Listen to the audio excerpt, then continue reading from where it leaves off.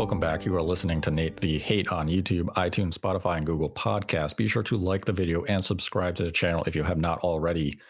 And with that, I'd like to welcome in my co-host, Modern Vintage Gamer. What's going on, Nate? Happy New Year. Happy 2024. It's great to be back. How are you going? I know we haven't been on for a couple of weeks. Did you have a good holiday? How was your New Year's? And tell me what you're looking forward to in 2024. It was a very pleasant holiday and a delightful new year.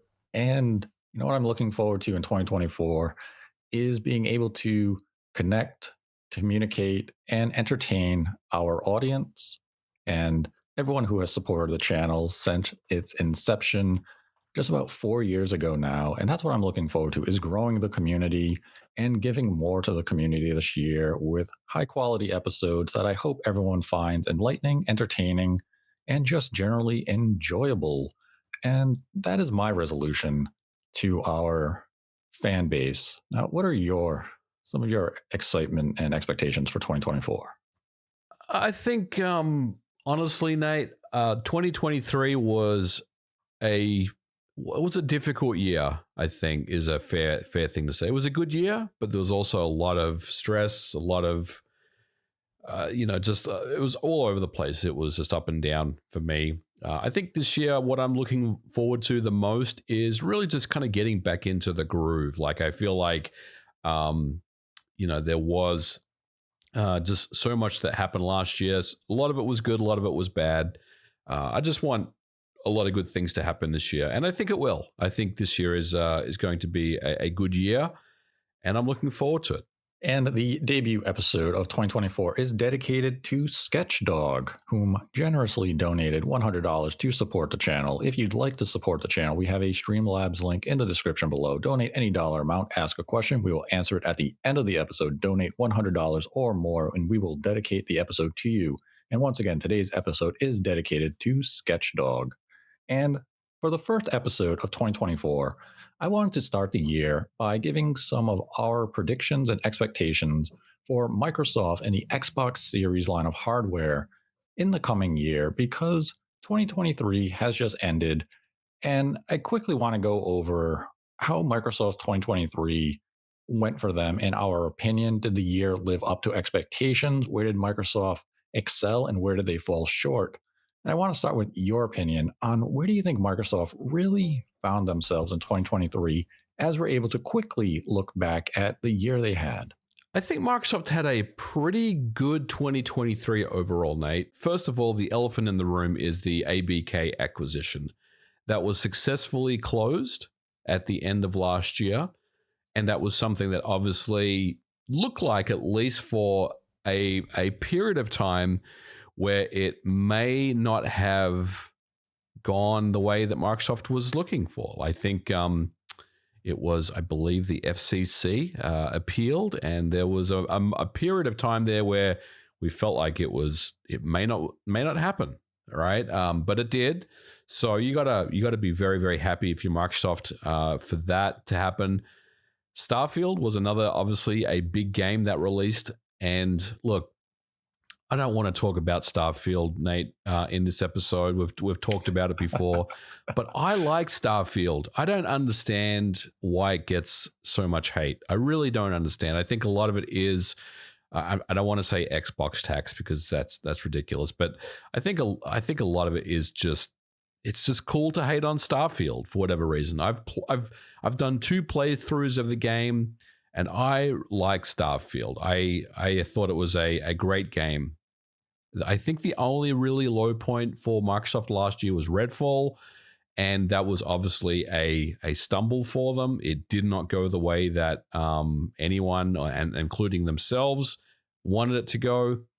So I think, they started off the year very, very strongly as well with the Developer Direct. We also got Hi-Fi Rush. That was a very, very good game that came from nowhere. We also got Forza as well, which was, I don't want to say it knocked it out of the park when it released, because it definitely launched in a state that I would consider unfinished. Some people may think I'm crazy, but I felt like it came in a little bit hot. But look, overall, I think Microsoft Xbox had a pretty solid year last year. It was still very much a part of that rebuilding process that they were trying to get with, starting to bear some of the fruits of the acquisition from Bethesda, which we saw with a couple of those games as mentioned, and of course the ABK thing at the end of last year. Look, it was a pretty good year for Xbox, I felt like. Yeah, 2023 for the Xbox and Microsoft definitely had some high and low points. As you pointed out, the final acquisition of Activision Blizzard King being final Mhm. was definitely one of their high points. Throughout the year, you definitely saw moments where Microsoft was very confident. And I would say that started the year in January with the developer direct, and it continued into the June showcase where they were able to headline with some major type of titles, be it Fable, Forza, Starfield, and beyond. And it really gave the Xbox fan a sense of confidence that Microsoft knows what they're doing Yep. with the brand. The low point, I would say, weren't so much the games themselves as maybe the realization that Microsoft is in a state of they're in a state of expansion with the Activision acquisition, and when you pair it with the Bethesda acquisition, it's very clear that Microsoft is committed to the Xbox brand and they want to continue to grow. But as it grows and evolves, that requires a bit of patience. And as this generation is now 3 years old, going into its fourth year, I think it's time for us to really just lay down the cards and accept the reality that this generation for the Xbox, as far as being competitive with the PlayStation 5 on a generation basis, is essentially over. Mhm. The Xbox Series is no longer going to be a one-to-one competitive threat to the PlayStation 5. The PlayStation 5 is going to dominate the remainder of this generation. And that is fine because it's clear with the way 2023 went that Microsoft is all about delivering quality with the brands that they have. They want to create interest with the IPs that they have now acquired with Activision and even going back to Bethesda. It's all about cultivating for the future. And as a fan of Xbox in 2024, maybe this is a little disheartening to hear, and you can disagree with me. I just ask that you understand where I'm coming from here is that by having titles like Starfield, even Redfall, Deathloop, Ghostwire Tokyo, Hi Fi Rush, Forza Motorsport, and beyond, be it Fable, Perfect Dark, Gears of War, we have to accept the reality that at this point of the generation, we're very likely only to get one entry to some of these long storied franchises. And that is okay Mhm. because these are the building blocks for Microsoft to show we are committed to gaming. We're willing to resurrect some of these older IP like Fable so that you enjoy them this generation, even if it is towards the tailor end of the generation. But when it comes time for our next console in 2027, 2028, you know that we have interest in continuing these franchises. So when it comes time for Fable 2, it's not going to take us 10 years to resurrect. Ideally, we can get that sequel out in 4 to 5 years if it uses the same engine and technology that they are currently building. And even with Halo, 343 may have stumbled with the campaign of Halo Infinite, but the multiplayer is thriving. Oh It's yeah. been Oh two yeah. plus years since it launched, and it continues to grow and improve. And a significant percentage of Halo players have returned to the game Mhm. in 2023 because they're sticking with it. They're listening to the community. They are putting in new maps, new modes, new weapons. And that is a great commitment to see from Microsoft with these types of IP. Yeah. So they're really kind of at that cultivating stage with a lot of their franchises and software. They're building for what tomorrow is going to bring. And some of these IP and franchises, they will bear fruit this generation. We will play a Fable. We will play Perfect Dark. But it's all about of what's for the next harvest season. Right. And the next harvest season, of course, in this scenario is the next generation of Xbox. So 2024 is going to bring a lot of promise, but it's also a glimmer at the future that Xbox and Microsoft host for what they see for the brand. And they see a bright future for it. And when I look at 2023, that's what I see. I see the building blocks for what is to come. You had the announcement of Blade to basically cap off the year, and it's many years off, Mm-hmm. but it's promising. It shows that Microsoft is now willing to partner with major media companies like Disney and Marvel and get these iconic characters that Sony has done so well in the past. And Microsoft is willing to now dabble in that as well. Mm-hmm. So I'm excited for the future of Microsoft, and it may not be entirely in 2024, but 2023 showed that they are committed and they're going to continue to expand the ecosystem of the Xbox brand. And that's my takeaway from 2023. Now, as a fan, as a consumer, maybe it didn't deliver on all those notes, and you're not all that interested in what's to come in 4 or 5 years. But Microsoft is building Yeah. towards that future. And when that future becomes present, it's going to be an exciting day. No doubt. And I'm looking forward to it. No doubt. I totally agree. And I did forget to mention Halo. And I'm not sure why, because we played a lot of Halo last year ourselves. And we probably put about 60 to 80 hours into that game playing multiplayer. So, yeah, I mean, look, you nailed everything. All the points that I was, I mentioned. And look, and more than that, really, I mean, Microsoft is in a really good spot right now. I feel like there is so much excitement about the brand again. I think we've talked about them, over the last few years, and I remember probably about 2 years ago, we were very critical of them, saying, "Look, we don't really know what's going to happen, how they're going to, replicate or." Whatever the word is, the glory days, I'll say, the 360 era, which for me was probably when they were really firing on all cylinders, but they're getting there. Like, we're not there yet, but like you said, I mean, there is that push now to get, one first party release every quarter. There's also the Game Pass aspect, which, let's be completely honest, was something that a lot of people were very skeptical of. A lot of people within the industry, I might add, and consumers weren't really sure about this Game Pass thing, but they have doubled down, they've tripled down on Game Pass. And honestly, Nate, I have to be honest with you, as someone that is a big fan of digital media, of physical media, I couldn't imagine an Xbox without a Game Pass subscription anymore. Doesn't that sound crazy for me to say that? Like, I've always been big on physical, but if you have an Xbox and you don't have Game Pass, I feel like you're missing out on so much, it's almost like you have to have Game Pass now when you have an Xbox. And I think that's exactly what Microsoft wants us to feel like that. If you buy an Xbox Series X or an S, or even if you don't, even if you just have a PC, you really want to get that Game Pass subscription up and running, because you're going to get some quality games day one on Game Pass. And I think that's a really good thing.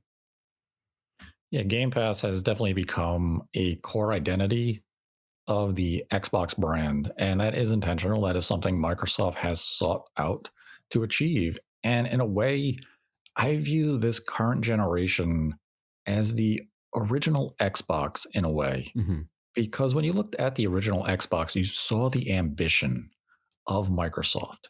They had so many internal studios that they were experimenting with every genre. They had first party sports games, they had first party fighting games with new IP, that they were constantly in a state of, let's reach out to that gaming community, let's create genres and original IP for us to get a stronghold on the industry.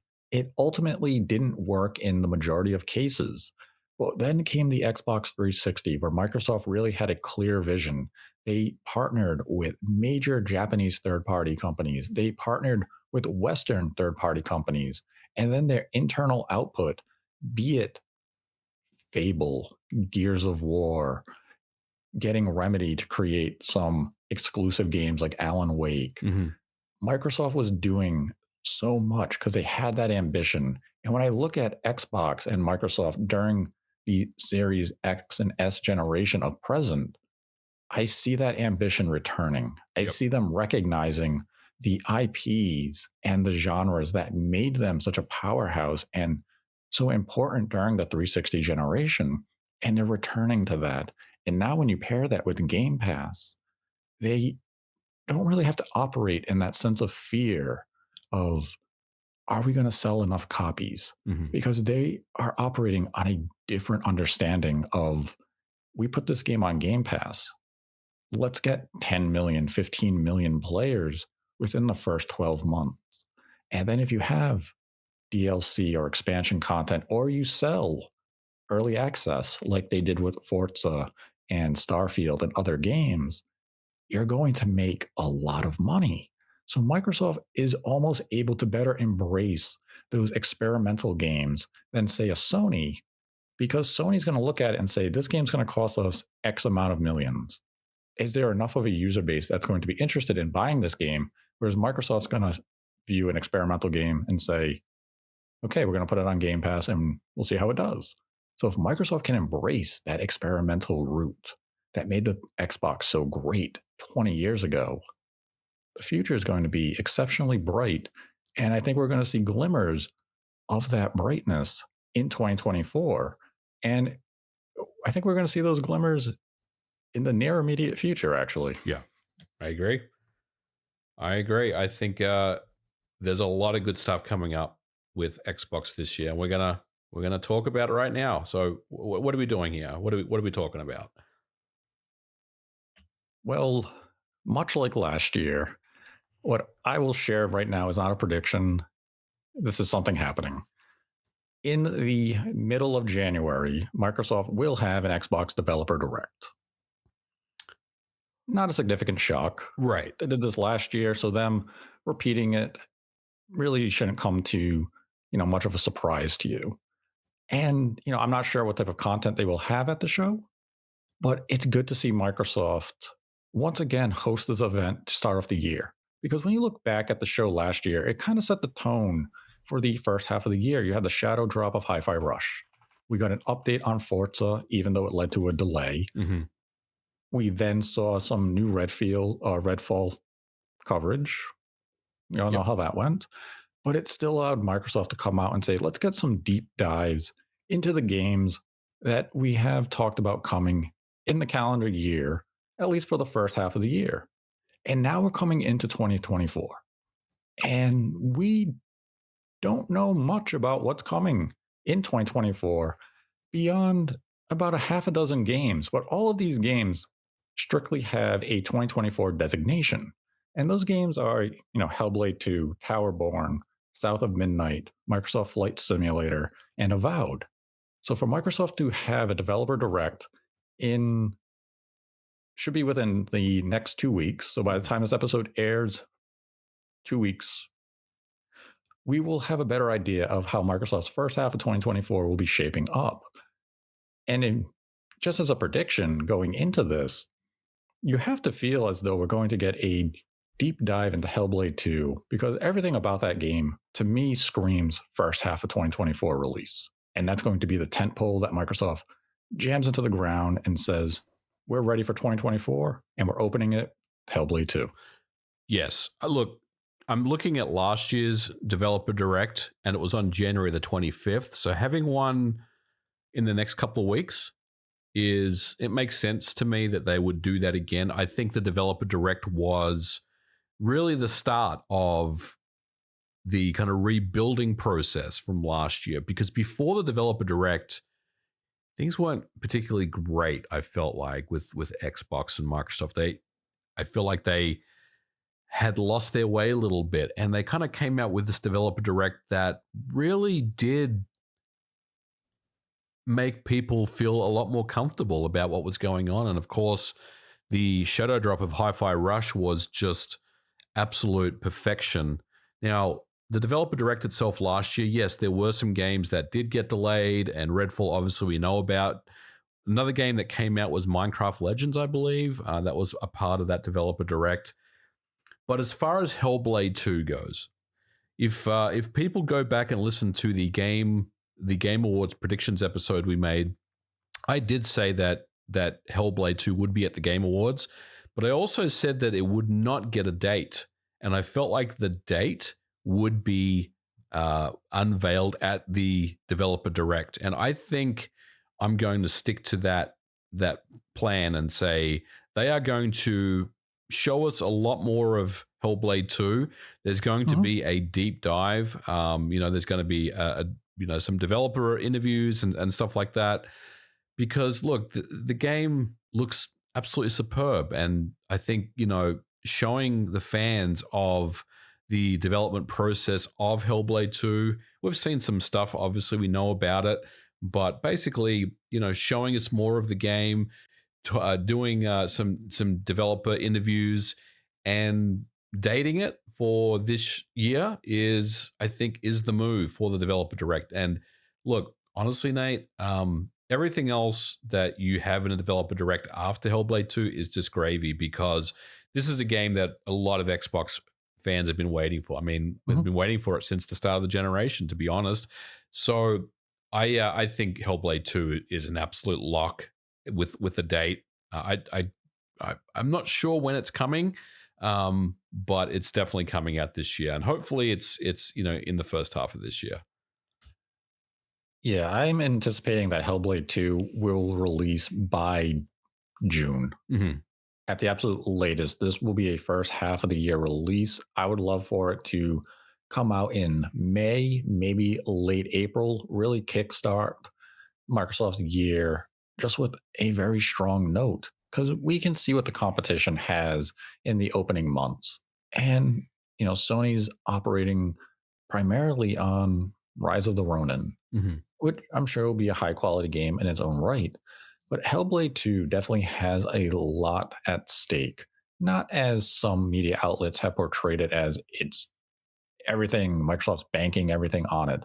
Nothing to that extreme.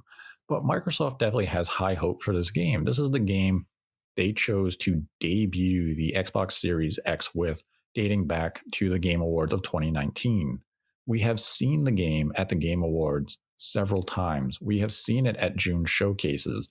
Microsoft clearly positioning Hellblade 2 as a major release of this generation. We've seen the visuals. We have a glimpse at how the gameplay has evolved from the original release. And having that game come out within the first 5 months of 2024 is a statement. Mm-hmm. It's a statement that Microsoft needs to make, because every year since the Xbox Series X has launched, it has always felt we are waiting 7, 8 months for a significant release to come out. And last year definitely bucked that trend when Hi-Fi Rush had a beautiful shadow drop in January. And then we waited a little bit and we got Redfall. I was like, okay, well, definitely didn't live up to any of the hype or expectation. And then we went into Forza in the second half of summer, and then that led us to Starfield. It was a nice type of release schedule, definitely some lulls, but now we need to have a major release, and Hellblade 2 should be it. And I don't want to get into too many predictions around the developer direct itself. We can wait once it's officially confirmed in the next, 10 to 14 days, or we will react to it once it airs. But I do want to talk about some of the first party releases beyond what is already confirmed, as previously mentioned with Hellblade 2, Towerborn, South of Midnight, Flight Simulator, and Avowed. But I do want to get your quick thoughts on when do you think Avowed will release in 2024? Oh, it's a tough question. Man. Look, if we're saying that Hellblade 2 is middle of this year, maybe a summer release potentially, or maybe just a little earlier. I'm probably going to say Avowed is a Q3 release, maybe in August ish, September ish, I would say. But look, I'm throwing darts at the dartboard here. I couldn't really say. I mean, it's the last time we saw Avowed was a while ago now. I mean, it's been a little bit since we saw that game, and it looked great. But we've heard a couple of things behind the scenes how maybe it wasn't as further along as we thought. But I think 2024 is definitely the year for Avowed. I'm gonna say later on the year, probably a Q3 game. But I will say, Nate, I don't have much confidence in predicting that timeline.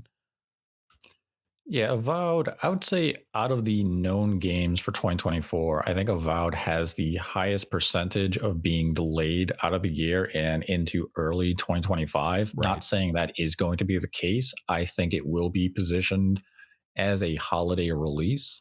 But out of the titles we had mentioned that are confirmed for 2024, I'd say Avowed is the one that I could feasibly see getting delayed. Mhm. But I do think it will make that holiday release window.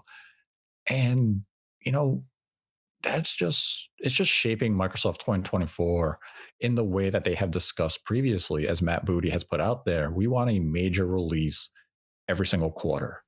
So Yeah. if you can have Hellblade 2 in that Q1, Q2 release window, and then you have Avowed, let's say in Q4, maybe Q3 at the earliest, and you have another significant title in Q4 or Q3, depending on where you place Avowed, you get that momentum. And once that momentum is generated, people are going to talk about your brand with a lot of excitement. And right now, that's something the Xbox brand really hasn't had going for it. Every time it feels as though they're building up towards something, there's a slight stumble. But we also have to weigh now that in 2024, Activision is officially a first party studio for Microsoft. So Q4 Mhm. is going to have Call of Duty. Right. Yep. I mean, that's the absolute great point. And we don't really think of it in those terms, but we will think of it in those terms when this year's Call of Duty game drops and you see the big Xbox, Mhm. splash screen at the start of the game when you launch it, right? Um, I think the thing with Avowed, I'm going to say is I'm looking at last year's developer direct, and for Forza Motorsport, all they did was they had coming 2023 on there. I'm going to say they're going to have coming 2024 with Avowed because you're right. It could be a game that may slip out of 2024, but I still feel like it's probably going to come out this year later on, though.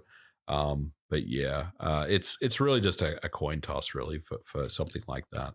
See, with the developer direct, I'm kind of going into it with no expectation of Avowed being there. I feel as though Avowed may be something they would hold till June. And you could be absolutely right. I mean, I feel like there is enough meat, there is enough of a serving here of a main course where they don't necessarily need Avowed in the developer direct. They could hold it for we'll just say the Xbox Bethesda Activision showcase in June, right? They could definitely do that. Mhm. But I don't know. I feel like it's been a little while since we've heard about Avowed, and I think a developer direct is a good place to kind of remind people about the game that it is coming out this year. Yeah, I mean, and that's going to be the thing with the 2024 lineup, because obviously, what we know with just that handful of games isn't going to be all that Microsoft has in 2024.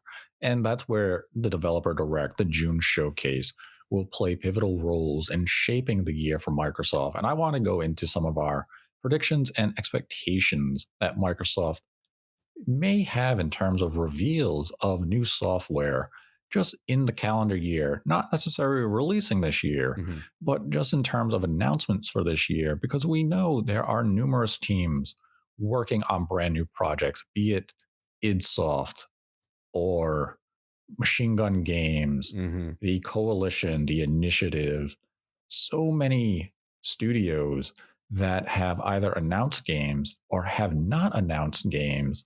And Avalanche, with Yep. their project. There's a lot of stuff that we have not seen dating back several years now. And one of the games I want to lead off with is from Machine Gun Games and Bethesda, and that is Indiana Jones. We haven't seen Indiana Jones since the teaser trailer that just kind of dropped randomly one day. It's been quite some time since then. There's been no talk of Indiana Jones since.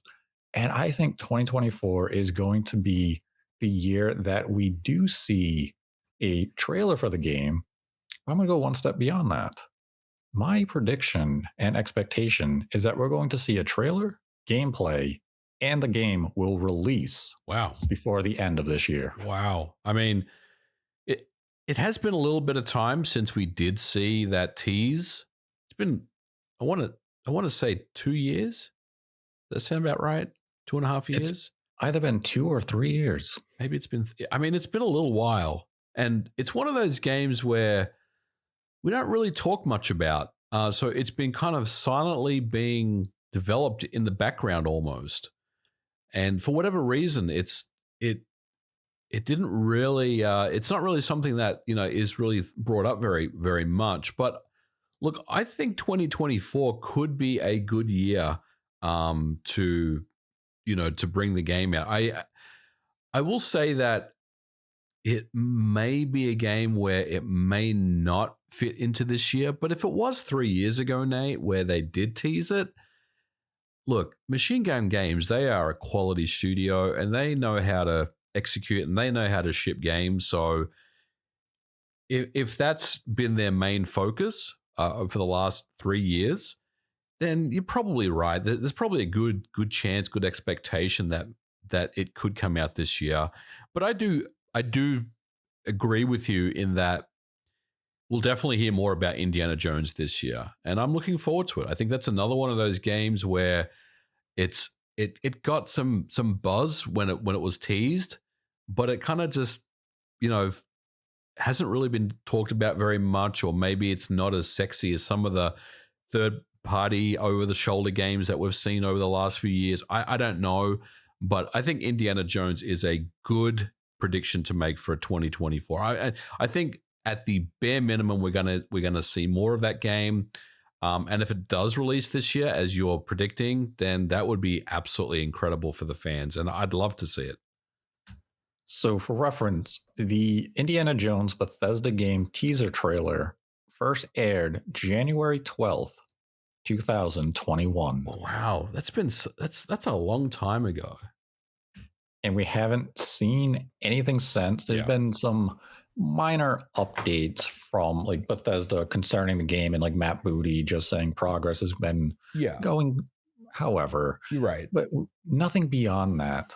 So that's why I'm expecting that we're going to see the game this year. It will release this year. And we all know the talent and the pedigree over at Machine Gun Games. We've all played Wolfenstein and Wolfenstein 2, the Colossus. We know what they can do. And with Indiana Jones, my interest is high because naturally, I would say the first instinct of many, yourself included, would be that this has to be a third person game because Indiana Jones, you're adventuring, you have a whip.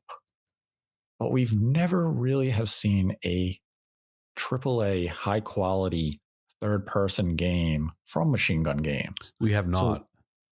So my expectation is this is going to be first person. And I'm going to be really interested to see if they're able to capture the essence of Indiana Jones being the archaeologist, being a detective as you're exploring tombs, and do you have the whip to solve puzzles and such? Because I'm sure the gunplay is going to be just exquisite, but it's an Indiana Jones game. I shouldn't be blasting Nazis like it's a Wolfenstein game. It should be a little more subdued than that. So I'm going to be very interested when we do see this game and to see the direction that Machine Gun Games has taken it, because Indiana Jones is a iconic franchise, some of the finest movies that the industry has ever put out. So I have fond memories of, the Holy Grail and not so much Temple of Doom, but or the newer ones, they can just be removed from history. But the original trilogy, two of the three, Those are are great. fantastic. So I'm going to be very interested to see the direction Machine Gun Games is taking Indiana Jones. And if it comes out this year, kind of shaping up into that situation that Microsoft was talking about, huh? Of Mhm. one major release per quarter. Yep. Yep. I mean, that's always been that's what they wanted to get to. That's and they've been very, very clear on that. That the direction that they want to take is to have one first party game every quarter. So yeah, as far as first person, I think I agree with you. Machine Gun Games, all their games, Machine Games, I think it is, all their games are first person games. I think, you know, some people may feel like it should be a third person game, but I mean, I kind of maybe think about this along the lines of a Metroid Prime in some way where it is first person. Maybe there is some sequences where the camera does pan back and show the character in some way, but I'm pretty hyped about Indiana Jones, Nate. I think Machine Games, they do fantastic work, and I will say that I've worked with them on the Quake project. They built the extra campaign for the game, and they're nothing but an amazingly talented team of people out there. They do exceptional work, and I think whatever they're doing with Indiana Jones will be absolute quality. So I'm looking forward to it. Mhm. Yeah, I cannot wait to see the direction they've taken it. And, as said, there's a lot of other studios under Microsoft right now that they've either have announced games that we haven't seen, or there are studios who have yet to announce anything. And the one that comes to mind is always the Coalition. The Mhm. last time we have seen anything from the Coalition dates back to 2020 with Gears of War 5's DLC expansion pack, Hivebusters, which was fantastic. But we're definitely long overdue to see what is the coalition working on, what have they been up to. And I'd say in 2024, it's time to show Gears of War 6. It's time for us to see what the coalition is doing with Unreal Engine 5. And if 2024 comes and goes without us seeing Gears 6 or something related to Gears of War, be it a Gears collection Mhm. or anything like that, I'm going to start having a few questions for Microsoft's handling of not only the IP, but what exactly is going on over at the coalition. So I I think the way that I would try to respond to that is I think there's probably a good chance that we will see a at least a tease of Gears 6 this year. But I also want to give the coalition the benefit of the doubt because we do know that they are working with Unreal Engine 5 and we do know that they do quality work and they're doing a lot of work with UE5 right now. And I think this is a situation, Nate, where I feel like if shit isn't ready, they're not going to show us anything. So it really just depends on how they're kind of faring with UE5, right? How far advanced are they with that tech? Because they just don't want to slap on a UE5 game. Some of the early UE5 games that we've seen that have already come out they haven't been very good, right? As far as the performance and the visuals, and I'm not picking on any specific game, but like some of the UE5 games we've currently seen, you can tell that the developers are still trying to get their head around the technology and the engine. And I think the coalition they're cut from a different cloth. You know what I'm saying? Like, I feel like they won't give us anything unless they're ready to give us something. I know that's such a cliched thing to say, but I, on the flip side, I do feel like it is time for at least a tease of Gears 6 just to let the fans know that, hey, this is coming. So, don't worry. We know what's going on. But beyond that, I don't know what else we would see from Gear 6. I mean, look, The best scenario is that they show it to us and they slap a date on it. And when I say date, I mean a year, right? Like, and it's probably going to be like 2025 maybe, but it all really depends on how far along the coalition is doing with Unreal Engine 5. If this was not a UE5 game, if it was just UE4 or just kind of existing engine tech that they are very, very comfortable with, this game probably would be coming out this year. It may have come out last year, let's be honest, but it really just depends on how far along they're going with UE5. Yeah, I mean, we're definitely going to see a lot of Unreal Engine 5 games in 2024. And Mhm. I think that's one of the important parts of Hellblade 2 releasing in the first half of the year. It would be able to show Microsoft's internal studios' mastery of the engine, Yep. especially compared to some of the third party Unreal Engine 5 efforts thus far. So we also have to make note and reference that the coalition always works very close with Epic when it comes time to create tech demos with Unreal Engine 5. Because we have seen tech demos of Unreal Engine 5 that the coalition had heavy involvement with. I believe the coalition were one of the developers who assisted Epic in creating the Matrix demo. Yeah. And we all saw what that looked like. Oh, yeah. Absolutely. So it's definitely a situation of what type of mastery is the coalition having with this engine? And if they have mastered it, what are we going to see Yeah. when it is time to see Gears of War 6? Is this going to be kind of that generation defining moment of, wow, this is what Unreal Engine 5 can do on these systems? This is amazing. It took 4 or 5 years for us to see it. But now that we're seeing it, whoa.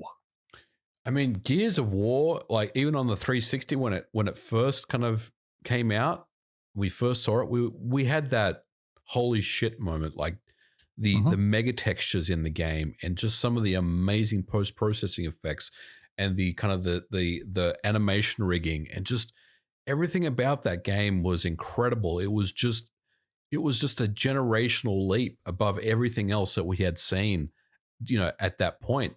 And I feel like that's what we would expect to see from Gears 6. This is truly going to be a next generation title with UE5 being optimized and run in such a way where it's it's not going to be like an absolute revolution over Gears 5 which and Hive Busters, which by the way both of those games look incredible. There's certainly nothing wrong with those, but it's just going to be that same situation where I feel like the coalition is trying to, like you said mastering the engine. I think they want to master the engine before they really kind of unveil something for us. um, there's a pretty good chance they've already mastered the engine. And look, I think we'll definitely hear something from Gear 6 this year. When it will actually release is very difficult to say. But if we're predicting, maybe they'll unveil it this year, and maybe next year's Developer Direct in January of 2025 is when they'll actually commit to a date for later on in 2025. How about that? I like that. I like that. I'll accept that. Now we do have, Perfect Dark from the initiative. I think in 2024 we will see the game again, but I would imagine it's going to be on a venue similar to the June showcase or maybe the Game Awards again, because that game is still a little ways from release, and I don't think Microsoft has to detract from their 2024 lineup to reintroduce us to Perfect Dark just yet. So that's kind of a title that I'm flipping a coin on whether or not we see it in 2024. But I would Yeah. definitely welcome a gameplay trailer because we only saw that type of teaser trailer. We saw the concept. It was basically we're looking to hire individuals who have interest in working on the next installment of Perfect Dark type trailer. It was a marketing trailer and just a means of introducing us to the franchise. But I want to see the direction that the initiative is taking Perfect Dark. So I would welcome it this year, but I'm not expecting it. very similar to Fable. I'm not expecting us to see Fable in 2024. We saw it at the last June showcase, and the fact that they were hesitant to give it a release year suggests to me they can wait another year. They can wait till a developer direct or a June showcase of 2025 to reintroduce us to Fable, depending on when it is slated for release. I'm going to mostly agree with you, but I'm going to slightly disagree with you. I think Perfect Dark is, you're right. I agree with you. It's probably not something that we're going to hear about for a little while yet. And look, I think, with Crystal Dynamics in the mix, that game is kind of under heavy development right now, and it's probably not going to surface for a while yet. But I think we're going to hear something about Fable this year, Nate. I think we're going to hear something about Fable this year. I don't know how much we're going to hear about it, but there will be a Fable update this year, I feel.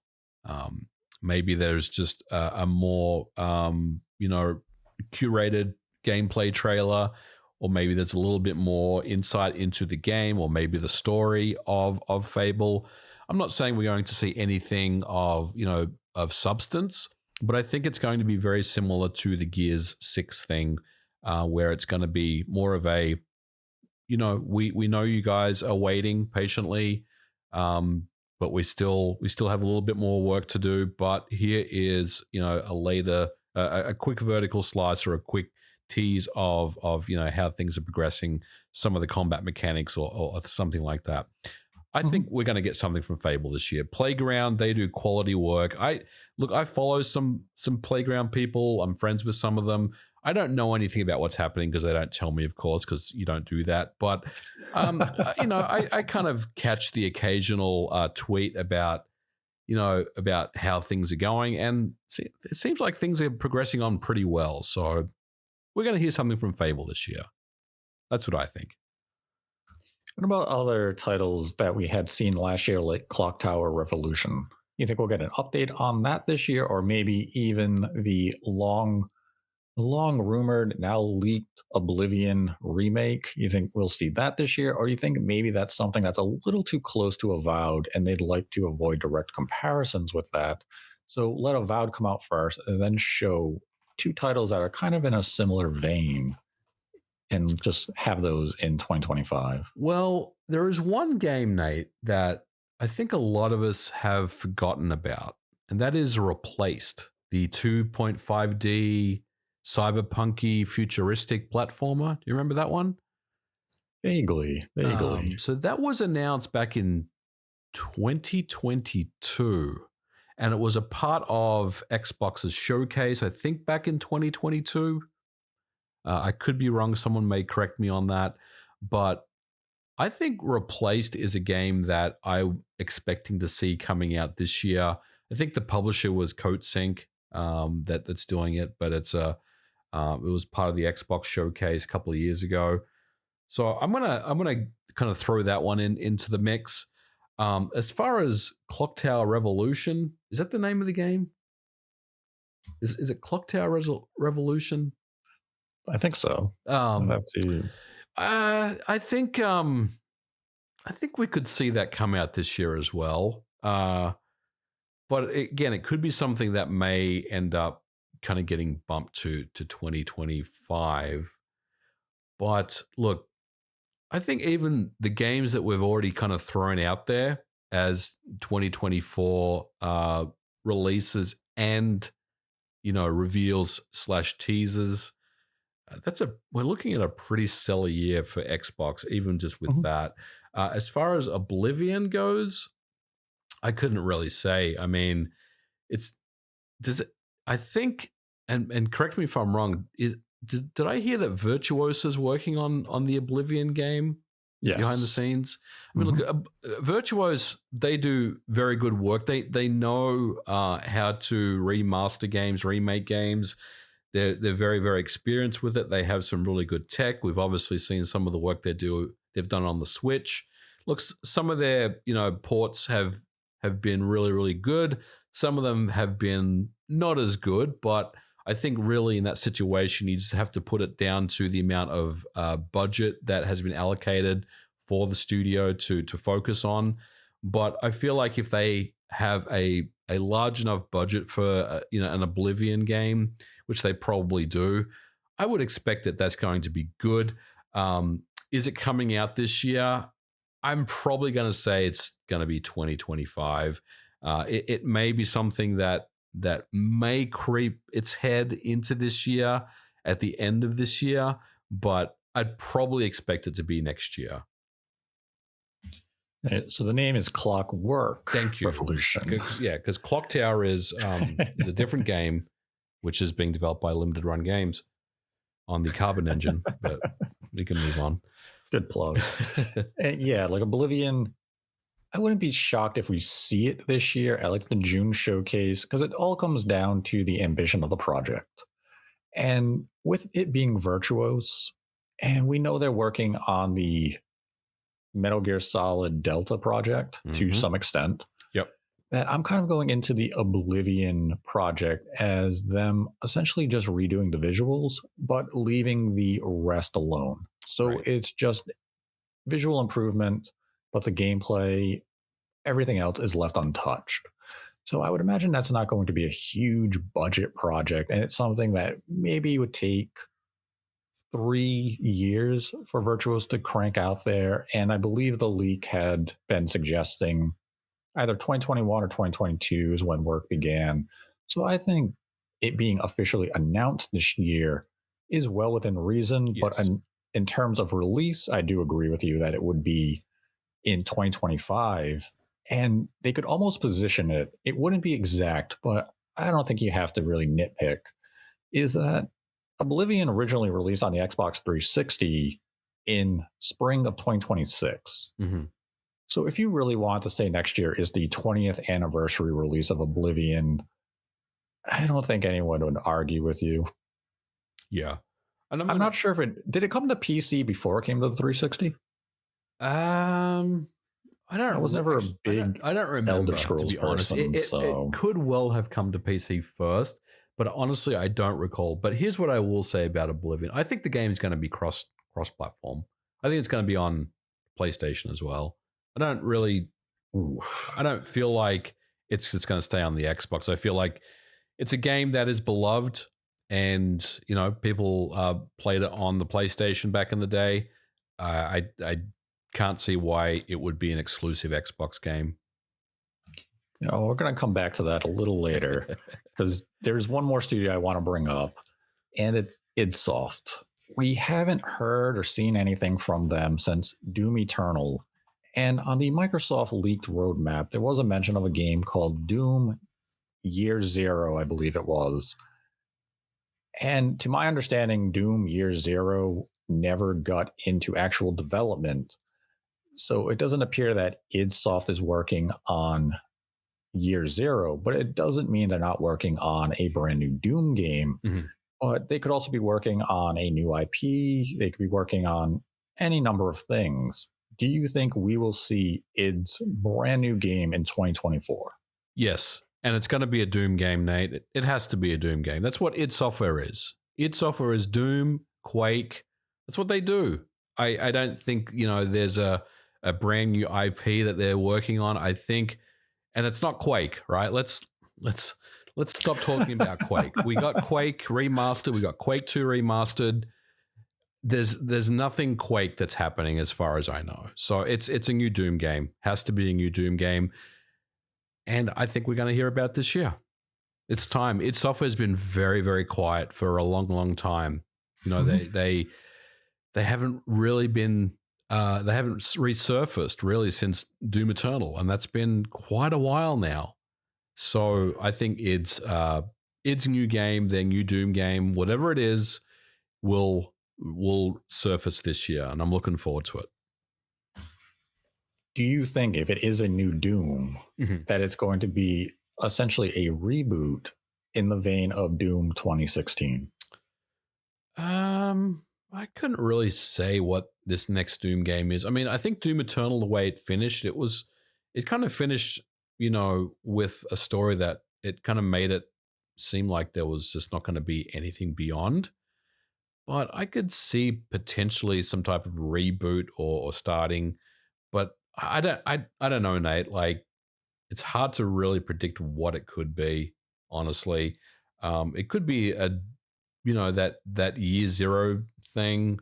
I'm assuming that's like some type of origin story of Doom Guy and how he became Doom Guy. But if you're saying that that's something that's no longer in their plans, or you believe it's not, what is this game? Man, that's a tough question to answer. I don't know. Like, yeah, it's very difficult to really think about. What do you think it is?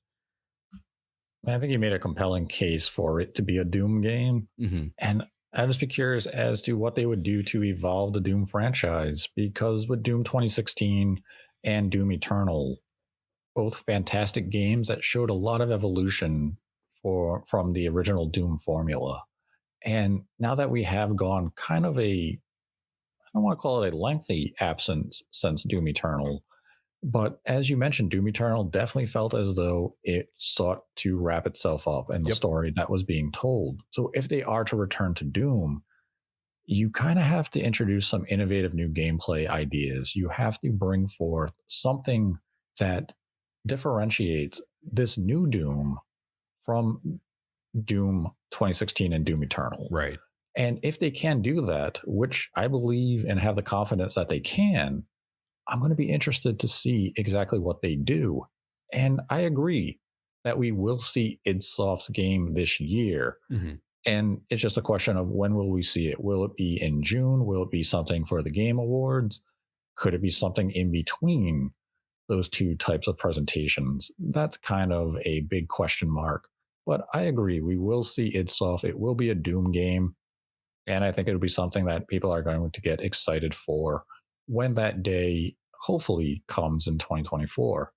Now, one thing I do want to go to is the topic of backward compatibility. As last year, Microsoft announced they were suspending the backwards compatibility initiative as they claimed they reached the limit. There were no more games they could add to backwards compatibility, be it due to technical issues or licensing issues. But this predates the acquisition of Activision Blizzard. And with that now final, Microsoft finds themselves in possession of a vast catalog of software that is not backwards compatible with the Series X and S. So naturally, you would assume that Microsoft is going to resurrect the backwards compatibility program in 2024 and look to bring these Activision games to the backwards compatibility program on the Xbox. And that is something I expect Microsoft to announce maybe within the first 6 months of 2024. Maybe it'd be a major announcement in June at the June showcase. Maybe it would just be a random Twitter drop one day. But I expect that Microsoft will resurrect the backwards compatibility program because they are now in possession of just way too much legacy software to ignore it. Yes, agree with you. Just a couple of things I wanted to correct you on. Xbox said there would be no more backward compatible games due to legal and tech issues. That was actually done back in 2021, not last year. It's been a while. Oh, wow. It's been a long time since they've stopped. We don't really think about it in those terms because I think last year Xbox announced that they were shuttering the Xbox 360 store front this year, I believe. So maybe that's what you were thinking about. But yeah, it's been 3 years since well, not 3 years, like 2.5 years almost that they had stopped the backward compatibility program, right? So with that in mind, I agree with you. They are definitely going to, well, I think they're definitely going to bring back the backward compatibility program because there is very compelling reasons to do so. And the ABK acquisition obviously means that they have a lot of games now where they have the ability to bring back, whether that is licensing, whether it's technical. I'm not really sure, but I think that with the ABK thing as a done deal, yeah, I mean it's almost. I don't want to say it's a given because nothing is a given, of course, but the fact that Microsoft has suspended the program, they suspended it previously back in 2019. So this is a situation where they'll spin it up, they will work on it for X number of years, and then they will suspend it or they will just sunset it because they hit some type of barrier where they feel like they can't really go on any further, either due to licensing issues or due to the fact that the hardware is not capable of bringing more. But I think with the Xbox Series X being a very powerful system and the ABK acquisition and the fact that now there are more games now that they can easily bring back, then yeah, I would expect the BC program to come back this year. First half of this year, yeah, why not? I mean, it's time. I would say that there is a team working on it, as we speak. And I will also say that Jason Ronald, who is someone that I know, no longer works in the backward compatibility program. He doesn't run that anymore. He has been promoted. He's a VP now.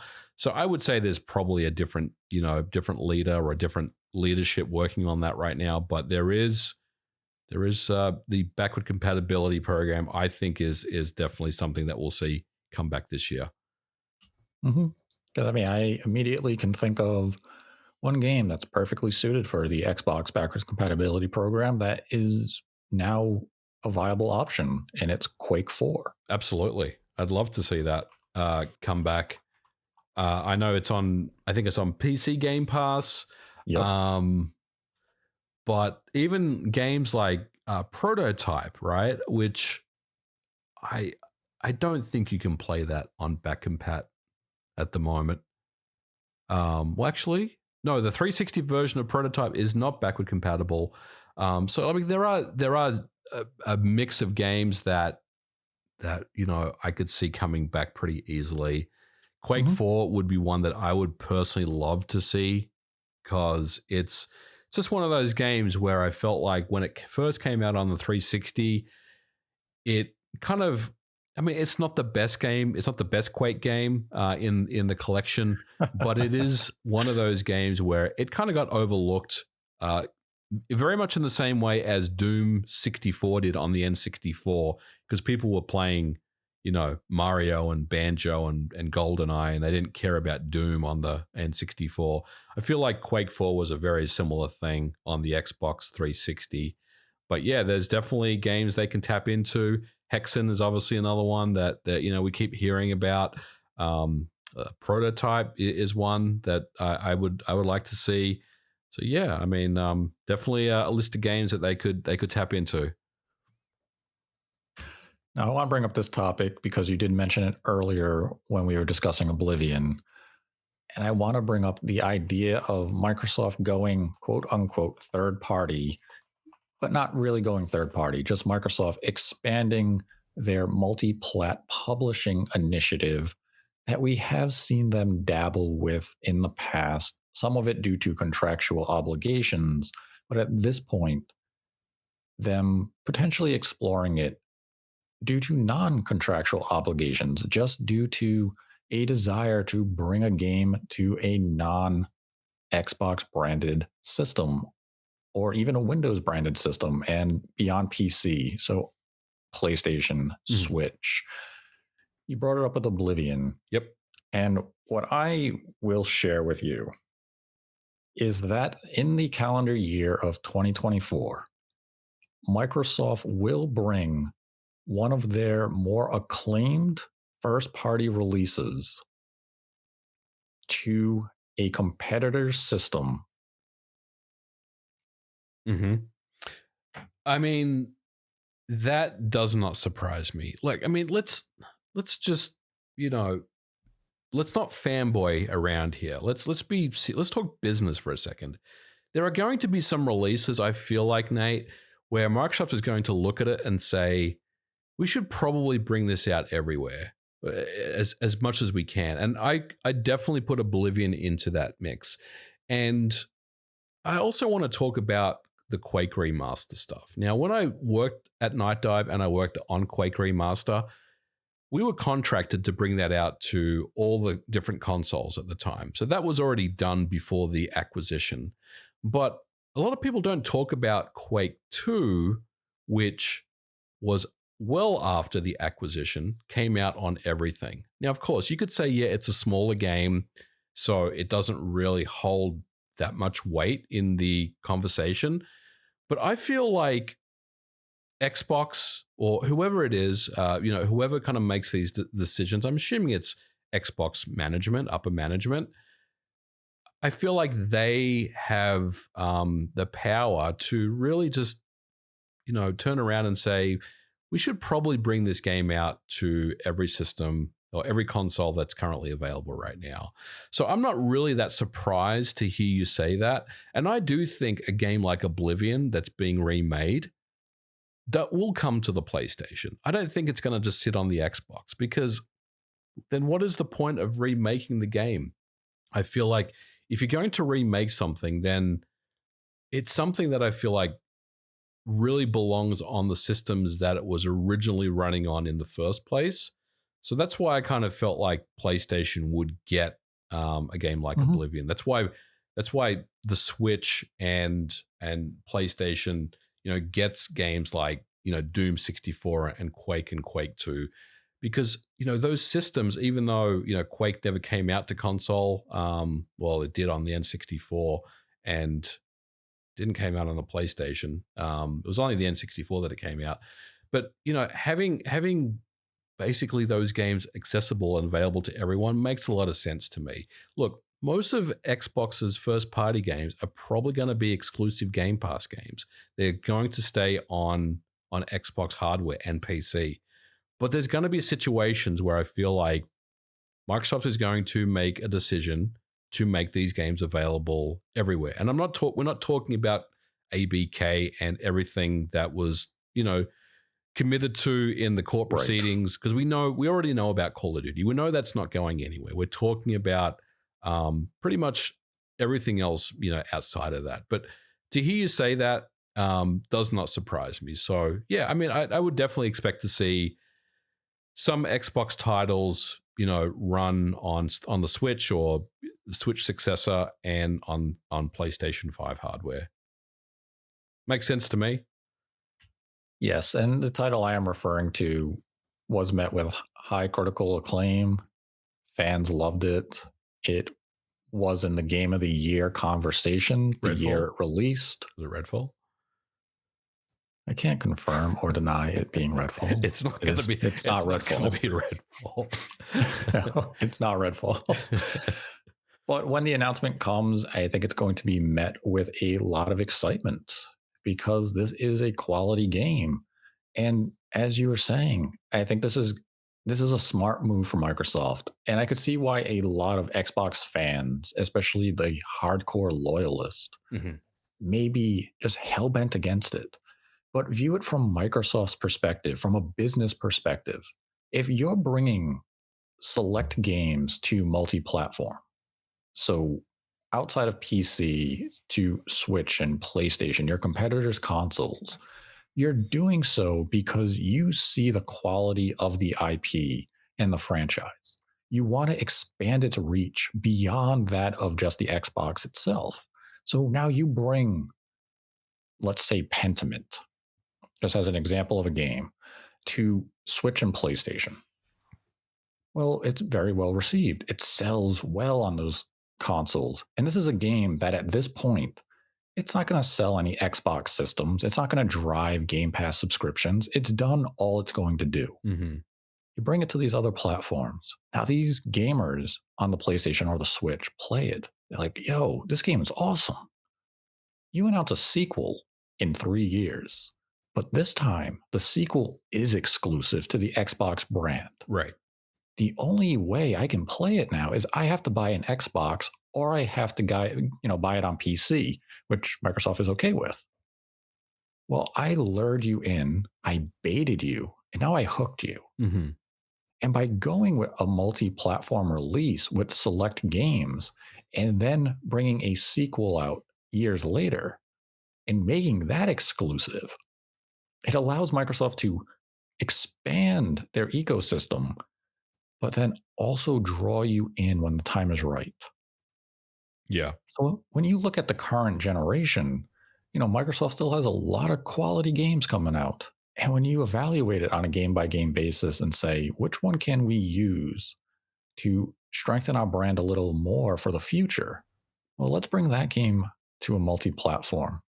Let's see the interest it gains on a Nintendo or a Sony device. Okay, it was well received. The sequel, exclusive. Let's bring that base to us now. It can work well. It's a gamble. And it's kind of hard to wrap your mind around if you're a consumer saying, well, if they don't have an interest in it at the onset when it's exclusively on the Xbox, why would they have interest in it when it comes to their brand? We all know the tribalism of gaming. Mm-hmm. Once the other systems have a game that used to be yours, they will try it if the game is good. But now you have interest in that franchise. And if you're not getting a sequel and you have to go to the Xbox system to play the sequel, you're going to consider it because at the end of the day, especially at this point of the generation, people have kind of made their home on their system of choice, be it Xbox, PlayStation, or Switch. It's going to be very hard to persuade some of these individuals to buy another $500 system. Not everyone is a multi-console home, but if you lay the groundwork for the future today, there's no telling what tomorrow will bring. So when Microsoft does announce this title, and it's not like As Dusk Falls, we already know that's going multi-platform. And Microsoft could be partnering with an external publisher to bring the title I'm referring to a multi-platform release. We've seen them do this in the past with Ori Will of the Wisp. They had, I believe it was I Am 8-Bit, do the publishing of that game. And I believe with As Dusk Falls, it is P-Cube doing the publishing of that release for multi-platform. So maybe Microsoft reaches out to or has a external publisher do the title I am referring to. Maybe Microsoft self-publishes it on these other platforms. I don't know. But yes, Microsoft will be dabbling in bringing a first-party game to competitor platform in 2024. At least one game. I know of one. Don't know if there'll be additional. Yeah, I mean, I think it makes total sense to me that they would look at doing that. There are a lot of people out there that feel like, well, now that Microsoft owns all these studios, that they're going to just close ranks. But we've already seen them already pivot in some areas, and I think that's just going to continue. I think it's a case by case basis where, like you said, maybe the game has run its course on Game Pass or just kind of regular digital sales, and they want to expand its reach. They want to bring their games to a new audience, and I think it makes total sense. I mean, there's nothing stopping Microsoft Game Studios from getting a couple of PlayStation dev kits and start bringing their games to PlayStation. PlayStation is going to turn around and deny it. They're going to accept anything that comes their way if it's a quality game. So yeah, it makes total sense to me, Nate. I can definitely see. It's not. I think it's not. It's going to be an outlier. I don't think it's going to be one of those situations where every time it happens, and it won't happen very often, maybe once or twice a year, it'll be an outlier. We'll be like, oh, that's, a lot of people will be surprised potentially at why. But at the end of the day, it's just business. I mean, Microsoft, Phil Spencer wants, he keeps saying, when we all play together, we all win. I'm not sure if that's I'm butchering the phrase, but you know what I'm saying. Yeah. I mean, they want their games everywhere. Obviously, getting Game Pass on PlayStation and Switch, I think, is something potentially they have attempted to look into, and it's something that I don't feel like really went anywhere because it wasn't really, accepted by Nintendo and Sony. So the second best thing is just to get your games on those platforms, and they've already done it before, and they will continue to do it going forward. So yeah, makes total sense to me. I want to go into some of the third-party deals that we could see come to Game Pass in 2024, because we saw how 2023 played out. Microsoft was very friendly with select studios, be it like a Capcom and Sega Atlas and such. And now that we are in a new year, we have seen some of the announcements that they will have coming to Game Pass. We know we have Persona 3 Reload coming to Game Pass in just a couple of weeks. We know Capcom has some other titles coming to Game Pass in 2024, as they had announced these last year. We also know that in 2023, Square Enix and Microsoft took stage to say, we're working together. We're going to have a better relationship. So I want to get some of your thoughts on what you're expecting in terms of third-party deals and the type of games we might see come to Game Pass in 2024 from these Ooh. partners. Ooh. Man, you're putting me on the spot. I think Ubisoft is something that a publisher that I think is going to show some more stuff on Game Pass. I believe, correct me if I'm wrong, Nate, isn't Valhalla coming out this month? Assassin's Creed? Yes. So yeah, I think we'll probably see more along the lines of more Ubisoft games start to appear on Game Pass throughout this year. So that's definitely something that I've given some thought to. Look, Capcom, they could potentially throw in. I mean, Capcom, we're seeing RE2 remake coming in. I think we already did. We already have RE3 remake on Game Pass, or am I? No. So yeah, I mean, if we didn't, then I could potentially see Capcom, throwing in RE2 remake, obviously, which is something that's happening right now, and they maybe give us RE3 remake, throughout this year. It really just depends on what some of these third parties are, cooking up to present and tease and show. I do like the Resident Evil games coming to Game Pass this year, the kind of the earlier remakes, because I do think there's probably going to be some type of Resident Evil 9 announcement later this year, potentially for a release next year. So yeah, look, I think Capcom and Ubisoft will give us some stuff. EA, I mean, they always will, there's always something that comes in from EA. But look, I couldn't really say beyond that. I think there's potential for maybe some more, Sega stuff to come in.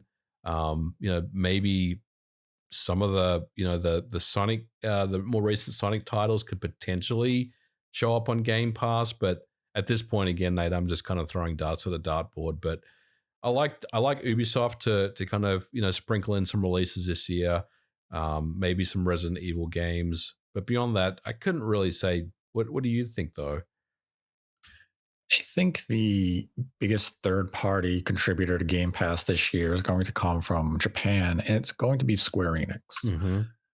Looking back at what Square Enix and Microsoft had shared in 2023 of, we're committed to each other, we're going to have a working relationship, I think was very telling. And immediately following that, they had announced that Octopath Traveler 2 was coming to Xbox in early 2024, as well as Final Fantasy 14 will be coming to the Xbox in early 2024 as well. Mm-hmm. And I think that's going to kind of set the trend moving forward. I would not be surprised if we saw each of the Final Fantasy Pixel remaster titles enter Game Pass. And, I at totally some forgot point about this those year. games, and that's a pretty good that's a pretty good prediction to make. But I think they'll go even beyond that. I think we're going to see Final Fantasy 16 come to Xbox in 2024. Ooh, ooh! Can't just spring that on us at the end of this episode. That's The crazy. the exclusive hold has now expired. It expired at the conclusion of December. Mhm. So the PC version could be announced at any time. And I think it will come to Xbox. I think that is a game Microsoft purposely set out to get from Square Enix. Not saying it would be a Game Pass, release per Mhm. se, but I do think we will see 15 on the Xbox, at least announced this year. 15 or 16? Oh, 16. Okay. 16. So they do still have one more DLC to come, right? Which is the Leviathan DLC, I Yes. believe. So Mhm. when is that scheduled to come out? Do we have a date for that yet? I believe they just said Spring? spring Yeah. 2020. It might be So like March or April. are you saying that after they've committed to the DLC? I think it's a season pass actually. Then there is the option, the possibility that Square could potentially bring the game to the Xbox. I mean, that would be fantastic if they brought Mhm. FF16. And I think it's something that, like you can tell that Square Enix really wants FF16 to have legs, and it's sold pretty well in Japan for the most part. I mean, I think it's been a pretty decent sales. It's done quite well for them, but having it on the Xbox would be pretty big.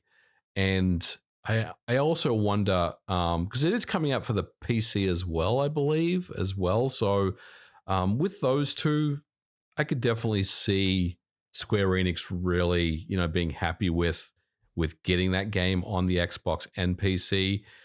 But it's just it's just hard for me to really think about that because you're right. I mean, there was that the on stage presence with Phil Spencer and Yoshi P was there, and they talked about Game Pass and whatever.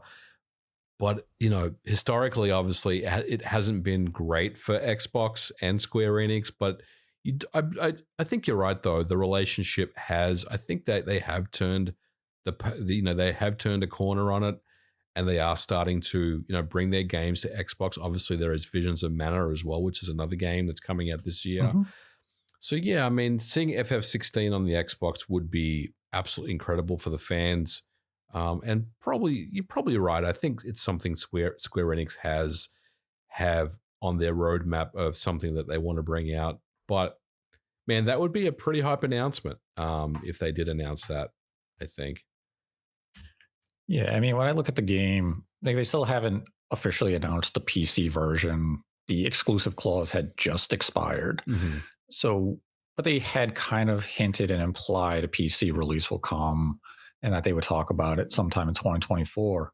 So, if Microsoft could go to the June showcase and announce Final Fantasy 16 is coming to Xbox in late 2024, early 2025, it would definitely send a little bit of a ripple. It's not going to be a full on shockwave because it's still not Final Fantasy VII Remake, but it would show that the relationship between Square Enix and Microsoft is strengthening to a point that a mainline Final Fantasy game is returning to the Xbox brand. Right. Because it did have 15, it had 13 Trilogy, and if you look at Game Pass in the past, it had Final Fantasy 7, Yeah. 8, Oh 9, yeah. 10, 12, 13. All those titles were on Game Pass, 15 as well. Mm-hmm. So they did have this working relationship. You had the Dragon Quest Builders games, you had Dragon Quest on it. And now there is kind of a significant backlog of Square Enix games from this generation that have not come to Xbox. Not saying all of them will now come over, but we might see some of them find their way. Maybe some of those Saga games that came to Switch and PlayStation a few Right. years ago. Maybe some of those other Mana games find their way to Xbox now. They're small releases, don't necessarily have to be Game Pass releases, but just to come to the brand, because that would allow Microsoft to position themselves and advertise themselves as having Square Enix support on their system and being able to cater to the RPG fan in a meaningful way.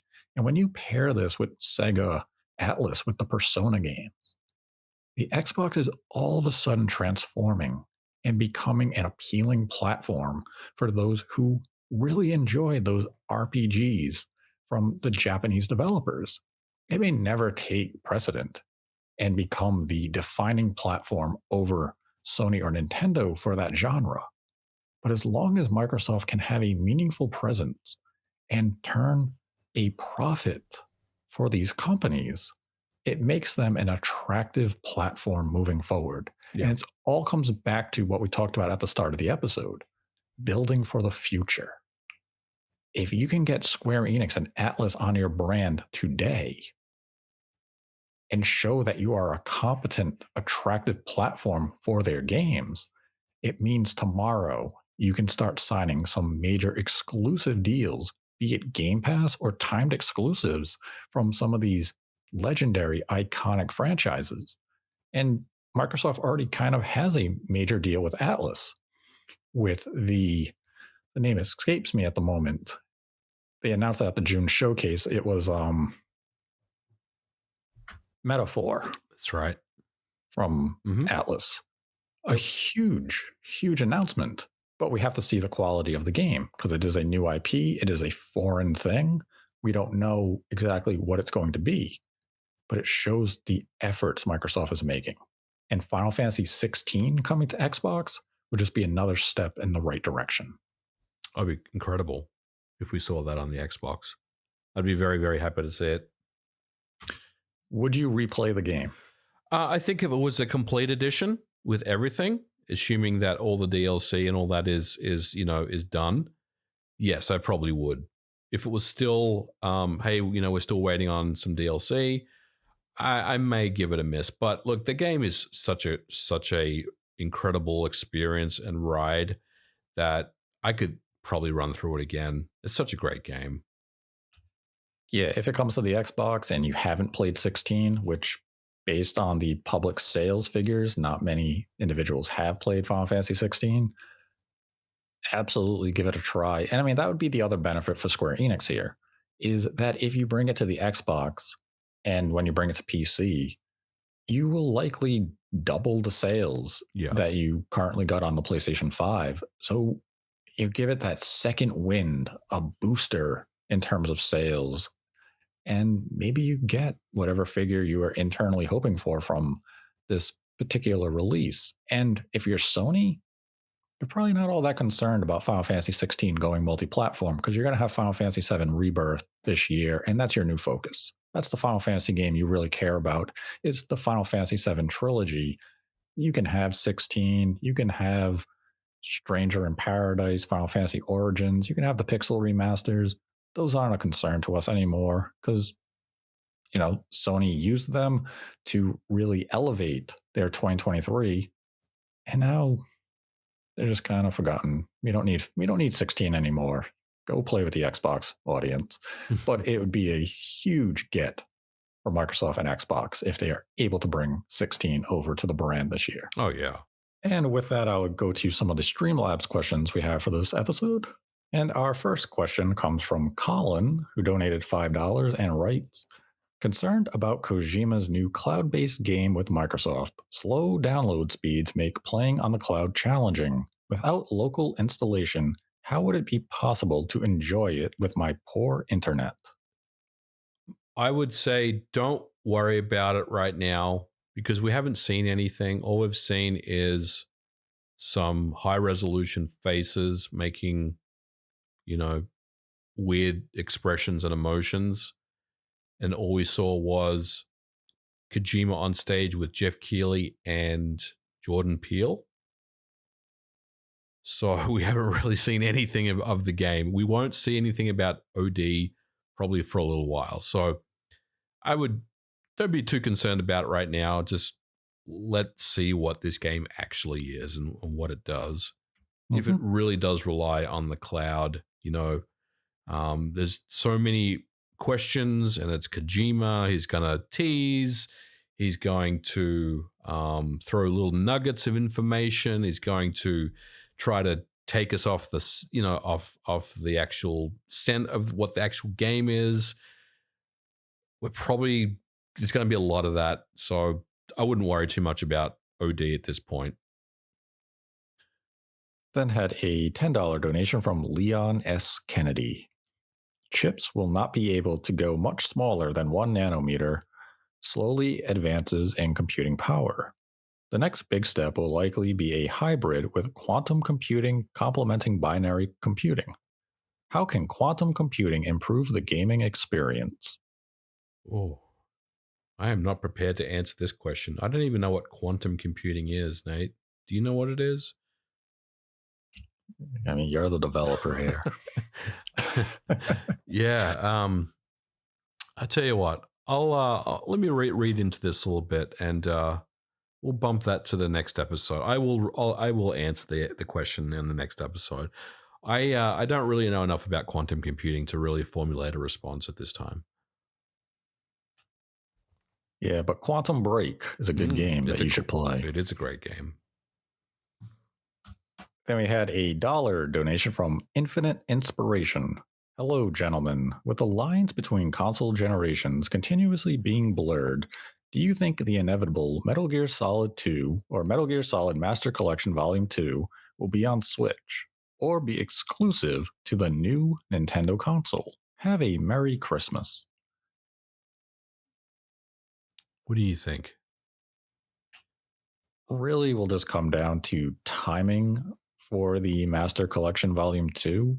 Let's say if it's coming out in 2024, maybe I would go as far as 2025. I would say it has a reasonable chance of coming to the current Switch. Any later than that, I would say it would end up being an exclusive to the Switch successor as far as Nintendo systems go. It could easily be a cross generation release, depending on how Konami wants to play it. But it's hard to say at the moment without having some sort of insight into the plans that Konami would have for a Metal Gear Solid Master Collection Volume 2. But assuming the games are as the leaks would have implied, be it Metal Gear Solid 4, Metal Gear Rising, things like that, there would be nothing preventing it from running on a current gen Switch. I agree with everything you said. Then had a $100 donation from Sketchdog, whom this episode is dedicated to, and they write, Happy Holidays and Happy New Year, Nate and MVG. What's your most wanted but unannounced video game project that you think has a realistic chance of being revealed in 2024? Oh my god. Unannounced. Well, it's probably going to be the next 3D Mario game from Nintendo, if I was to say. What would I go with? Unannounced but has a realistic chance. I'd probably go with Gears of War 6. I like it. I think that's what I would go with. I mean, 3D Mario is also a good one. Then had a dollar donation from Liam Werner. What are your thoughts on the completionist charity scandal situation? Oh, well, my thoughts are that, first of all, I don't know Gerard, but I do know that Limited Run Games, a company I work for, has been featured on Indieland a few times. Their games have been featured on there. I've seen clips of the LRG logo on there. And I will say that personally, I am very, very saddened about everything that's happened there. Gerard appeared to be someone that was a very stand-up kind of guy. It appeared as though he was doing a lot of really good things for the community, the industry, and unfortunately, obviously, with everything that's happened, and I'm going to just use the word allegations at this time. It seems like there was a lot that we didn't really know was going on behind the scenes, as far as, holding on to a substantial amount of money and only donating it once he had a fire lit under him. So my thoughts are, I think the industry is better off without him, to be honest with you. There are people out there There are charities, there are organizations out there that will do exactly what they are supposed to do when you donate money to, and they will get them to the organizations that need help very, very quickly. So for me, I'm just very, very saddened by the whole thing that this kind of pillar of the industry that we were led to believe was a stand-up individual ended up, just not being a good person in the end. And honestly, I don't think that he has a place in the video game industry any longer. And I really don't have anything else to say on the matter. I too do not know Gerard. I never watched the content, never interacted with the individual, but the situation surrounding the charity is, as you said, it's a very sad situation. This is an individual who used his standing as an influencer, as a content creator, and that imagery of being a supportive, happy, good guy to manipulate an audience, to make donations and continue to mislead them by saying the money you have donated goes directly to these charity organizations that we have helped individuals get the help they need so the research can be done. And we've donated to this charity, and then a laundry list of charities being mentioned, only to find out that no such donation was ever made. And when an individual of this stature is exposed as manipulating their audience, and as far as you were mentioning, even manipulating indie developers like LRG Yeah. to make donations and support these fundraisers, it really makes you stop and question a lot of the parasocial relationships that the current social media environment perpetuates. You don't know the intent of anyone online. And it kind of goes back to the old saying of anyone can smile in front of a camera. Anyone can be who they think you want them to be when the camera's on. It's the person that they are when the camera's off that matters. And when you take donations for 10 years and mislead your followers for that long, you have to wonder, who is the individual? Was it the person on camera smiling to the audience and being that happy go lucky guy? Or was there something else there? So when you really view the charity scandal as a whole, it's very sad because this disrupts any charity drive or fundraiser that anyone could potentially put forward in the future. Absolutely. If you and I decided one day to start a charity, people should immediately be suspicious of our intent because he has now poisoned that well. Yep. That how or why should anyone trust us after what Gerard has done? Yeah, it's just very, very sad on all fronts. As from people that have donated money. I know there are people that have donated money and are very, very upset about what's happened. There are developers, indie developers, that are probably unhappy or upset that there is no more indie land. That platform has been, well, I mean, it's not gone from 2024, but there's probably a good likelihood that we're not going to see that anymore.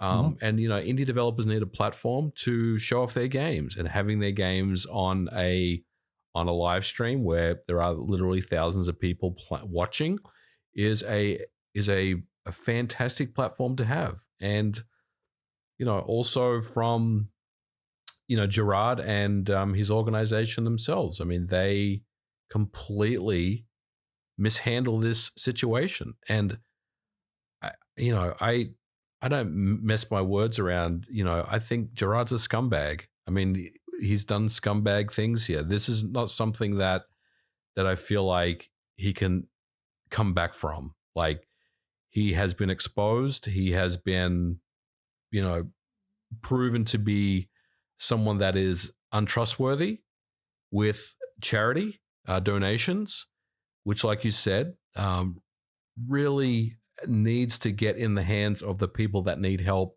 and the research, as quickly as possible. This is not something that you can sit on for 10 years and say, oh, it's no big deal. The money's still there. I mean, at the end of the day, you were entrusted to take care of something. You had a lot of people that followed you and donated money to entrust you that you would do the right thing, and you didn't do it. And then when you did, it was clearly because you had a fire lit under your ass. And at the end of the day, you don't really have anything else, going forward. You don't have a platform. You don't really belong as someone that, can run a charity going forward. And I personally don't think you belong in the video game industry anymore. You should try to find another grift somewhere else. And see, that's the thing, is you collected this money over the last 10 years, and the money is worth less today than it would have been had you donated it when you claimed to have been making the donations. Because $600,000 in 2023, yes, it's still a lot of money, but had you been donating the $100,000 from prior years, in those years, it was worth $100,000 then. That $100,000 is worth less today. Mm-hmm. So it's not going to be as impactful. And I mean, my great grandmother had Alzheimer's. My grandmother had dementia. Yep. So I could say this, does impact me on a personal level. And to see an individual claiming to be raising money for such things and then not giving the money when they say they are is very hurtful. It's very misleading.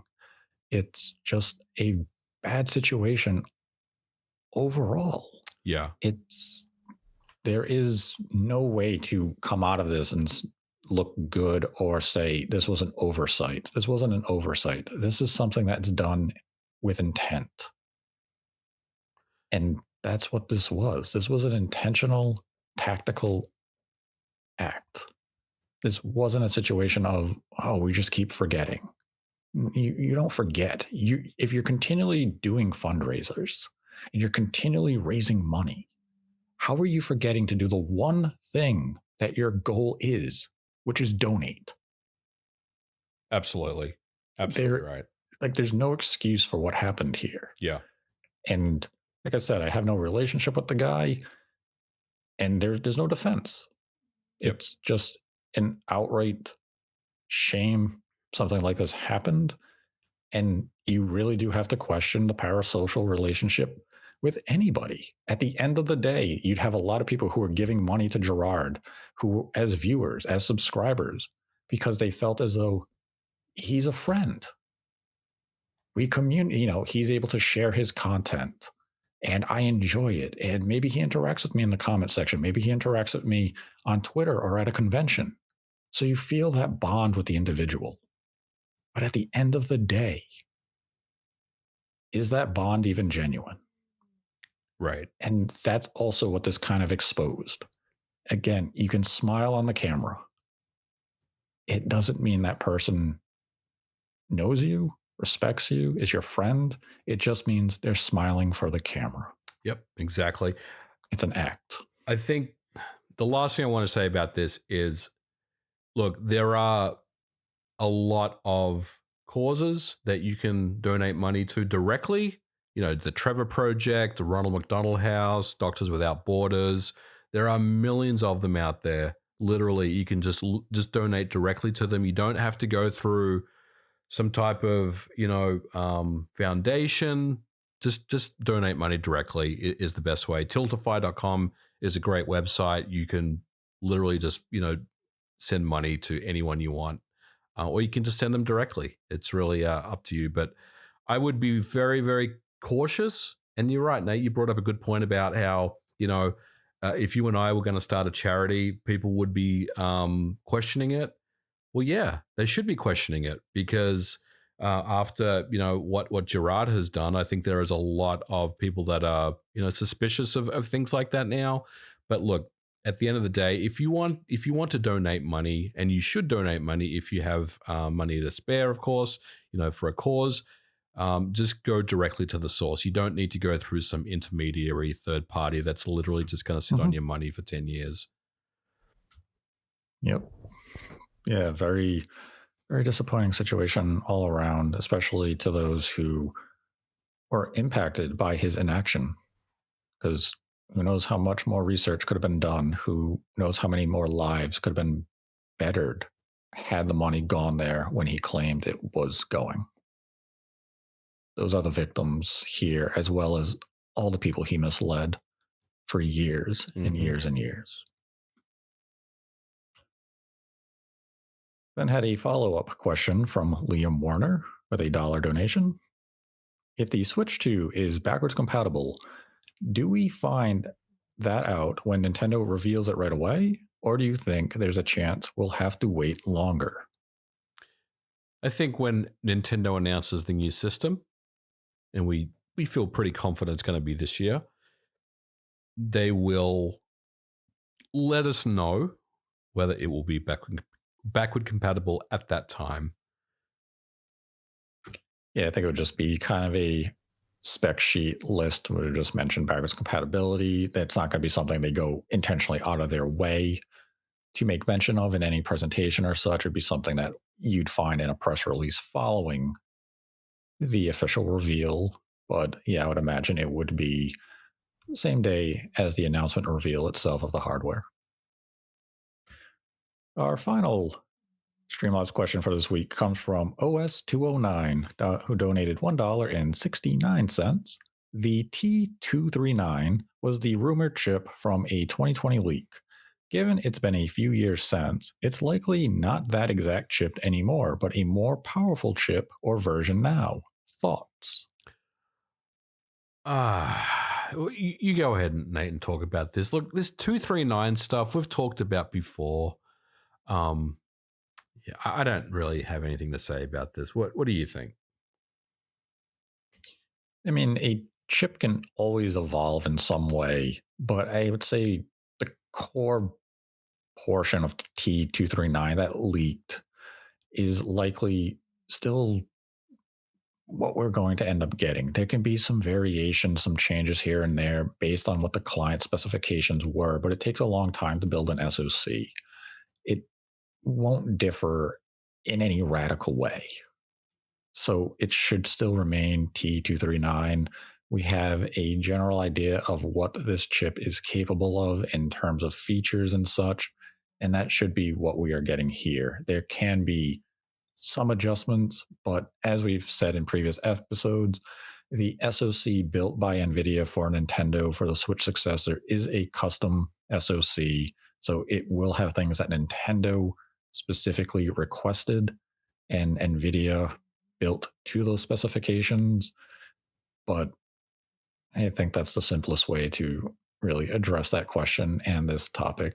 But that is the final Streamlabs question for this week. Once again, this episode is dedicated to Sketchdog. If you'd like to support the channel, we have a Streamlabs link in the description below. Donate any dollar amount, ask a question. We will answer it at the end of the episode. Donate $100 or more, and we will dedicate the episode to you. Once again, this episode is dedicated to Sketchdog. And with that, I'd like to thank MVG for joining me as always. So it's a pleasure, Nate. I'm looking forward to a really awesome 2024. So great episode. And let us know your thoughts in the comment section below on what you expect from Xbox in 2024. If you're looking forward to the impending Xbox Developer Direct, if you like the idea of Microsoft bringing some of their first-party games to other platforms, and what you expect from Microsoft in the calendar year in terms of announcements, releases, and just general reveals. But until next time, continue to embrace the hate.